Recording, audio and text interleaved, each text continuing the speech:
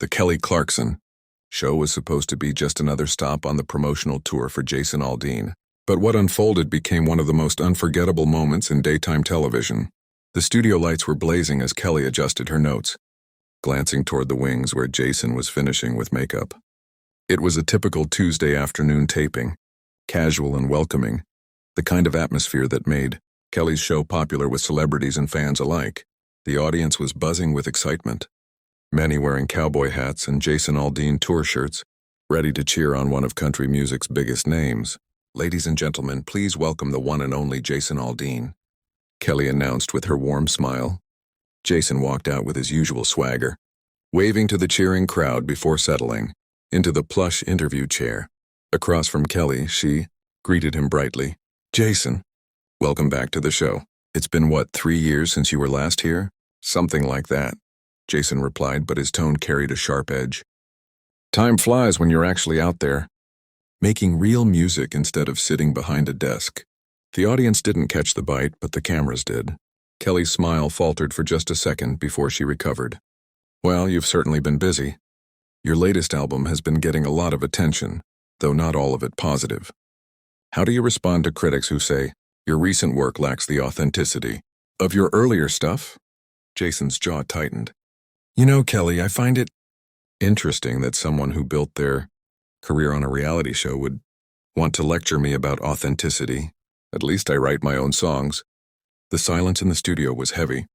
Even the camera crew felt the shift in energy. Kelly's composure held, though her eyes sharpened.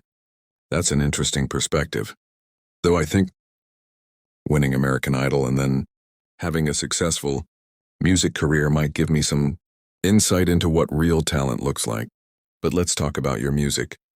Your fans love the new direction, but some industry insiders say you've lost touch with your roots."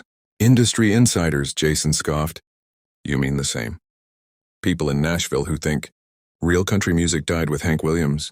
The same folks who probably told you that pop country was the future back when you were trying to make it before you gave up and went back to TV." The audience began murmuring, the tension obvious now. Kelly's fingers tapped her cards, her tell when she was trying to keep calm. "I didn't give up on anything. I made choices about my career based on what made me happy and allowed me to connect with people. Something you might want to consider instead of alienating half your fan base with controversial statements." "Controversial statements?" Jason leaned forward. "Now having opinions makes you controversial? I guess that's the world we live in, where everybody has to walk on eggshells and pretend everything is sunshine and rainbows." "No one's asking you to pretend anything," Kelly shot back, her control slipping. "But there's a difference between having opinions and being deliberately divisive. Your comments about other artists, the industry, even fans who disagree with you, it's like you're trying to burn bridges. Maybe some bridges need to be burned. Kelly, maybe this whole industry needs to stop pretending that manufactured pop stars and reality show winners know what real music is supposed to sound like." Kelly's face flushed. "Manufactured pop stars? Is that what you think I am?" "I think there's a big difference between earning your place in this business by playing dive bars and county fairs for years and getting handed a record deal because you can sing other people's songs on TV." "Handed a record deal?" Kelly's voice rose. "Jason, do you have any idea what it takes to compete on a show like that? Performing in front of millions every week, handling the pressure, proving yourself over and over. I'm sure it's stressful," Jason said sarcastically. "Almost as stressful as playing 300 shows a year in front of people who actually paid to be there, not free ticket TV audiences." The tension was thick. Kelly's producers were gesturing wildly from behind the cameras, but both stars ignored them. "You know what, Jason?" Kelly said, setting down her cards. "I've interviewed hundreds of artists here. Most of them, even the ones I don't agree with, show professionalism and respect. But you walked in with an attitude like you're doing me a favor. Maybe because I am. Your ratings have been sliding. Maybe having actual talent on your show instead of whatever Disney Channel refugee you usually book might help." The jab landed hard. Kelly leaned forward, eyes blazing. "Actual talent? Let's talk about your last 3 singles barely cracking the top 20. Let's talk about your tour sales being down 30% from 2 years ago. Jason's face drained, then flushed. You did your homework, didn't you? What's next, Kelly? Digging into my personal life for sweeps week? I don't need to. Your professional failures speak for themselves. But since you want to make it personal, let's talk about how you've been tearing down other artists just to stay relevant. Staying relevant? Jason laughed bitterly. I've been selling out arenas since before you knew what a recording studio looked like. I don't need to trash anyone. Really? Because that's exactly what you've been doing. Taking shots at younger artists, criticizing country's direction, acting like you're some guardian of authenticity, when your own music keeps drifting further from traditional country. Jason stood abruptly, his chair rolling back. The audience gasped. You know what your problem is, Kelly? You sit in this bubble, interviewing people for 20 minutes, thinking you understand their careers, their lives. Sit down, Jason, Kelly snapped, standing too. You're on my show in my studio. If you can't handle a real conversation without throwing a tantrum, maybe think about that next time you criticize other people's professionalism. Your studio? Jason barked. This isn't your studio. This is a network soundstage. And trust me, they're counting. The days until they replace you with someone younger and cheaper. Kelly's patience finally cracked. Forgot my place? Jason, you're a guest on my show, and you've spent this whole time being disrespectful. You want disrespectful? Jason thundered.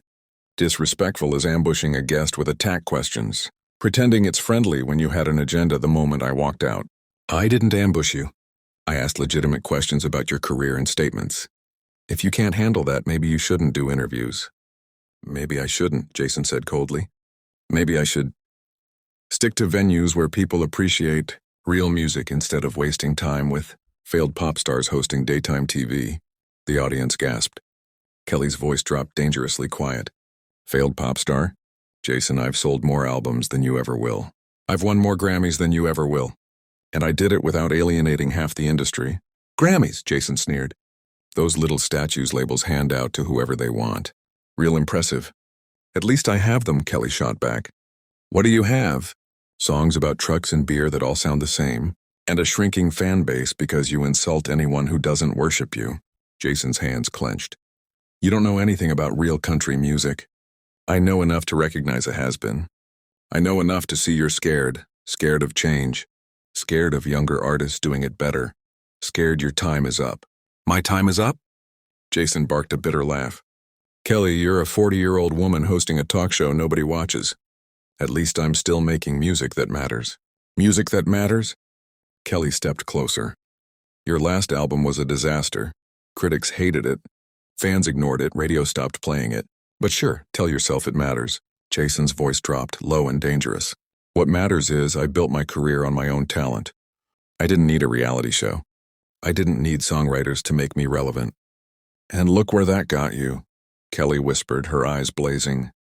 Standing on my stage, desperate to convince people you still matter, while your career circles the drain. Jason froze, breathing hard. Kelly pressed forward. Your publicist begged my producers 3 times to get you here. That's not a favor, Jason, that's desperation.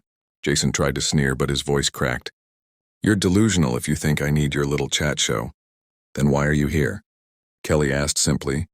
For the first time, Jason had no answer. The silence was deafening. You're here because your last tour canceled 17 shows for poor sales. Kelly continued.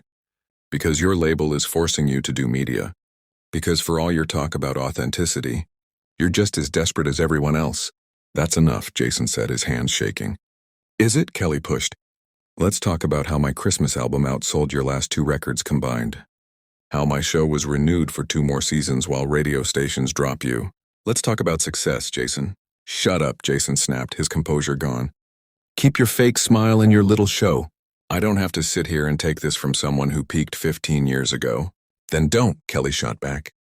There's the door. Jason stood rigid, his jaw tight. After a long beat, he tore off his mic and dropped it on the table with a sharp crack. Good luck with your show. I hope this stunt was worth it. Oh, I think it will be, Kelly replied coolly. Thanks for the content. Jason stormed off, his boots echoing across the stage. The heavy doors slammed shut behind him. Kelly stood still for a moment, then turned to the camera with her professional smile back in place. Well, she said calmly, That was certainly unexpected.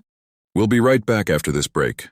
The audience sat in stunned silence, phones still recording, as the crew tried to process what had just unfolded. Kelly stayed poised, but the weight of the clash lingered in the air long after Jason was gone.